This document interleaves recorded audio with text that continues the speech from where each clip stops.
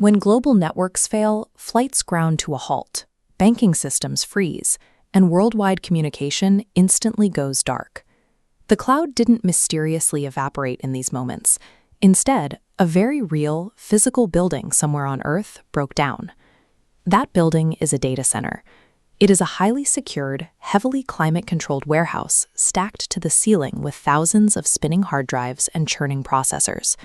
Every digital transaction, streaming platform, and logistics network relies entirely on these concrete and steel structures staying online. Global commerce demands absolute continuity. Systems must run 24 hours a day, 365 days a year, without a single second of interruption.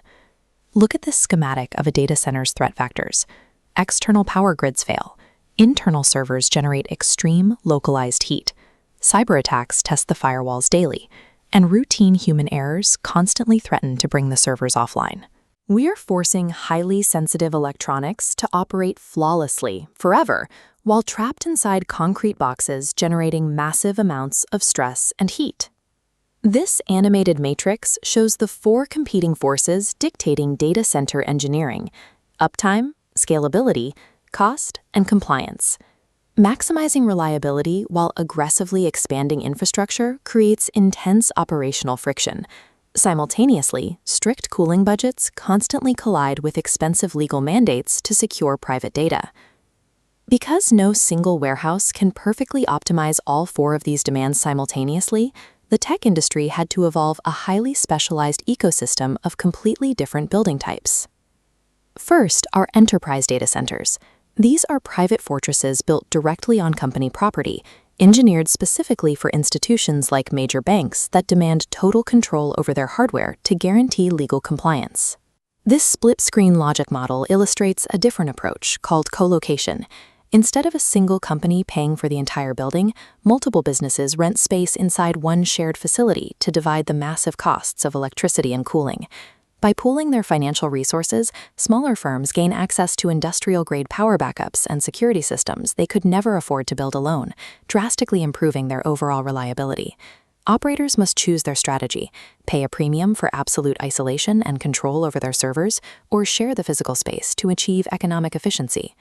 On the larger end of the spectrum are hyperscale campuses operated by global cloud providers. The immense footprint of these facilities generates massive economies of scale, allowing them to power millions of servers highly efficiently. This geographic map contrasts that scale with edge computing. Here, micro data centers are installed directly inside city limits, drastically shortening the physical distance data has to travel to reach a user and virtually eliminating loading delays. Operating at either of these extremes requires aggressive engineering to prevent downtime, forcing designers to build entirely redundant backup power grids and massive liquid cooling systems to keep the processors from melting. The ecosystem has clearly polarized. Facilities solve two distinct problems: warehousing colossal bulk data efficiently, or delivering an instantaneous response. Every time you send a text message or load a streaming video, that signal routes through this massive, highly engineered physical machinery. Global 4K streaming and complex artificial intelligence computation are actively driving an exponential explosion in raw data demand. All of this exponential digital demand requires an equally massive physical scale-up in concrete, steel, and massive electrical power.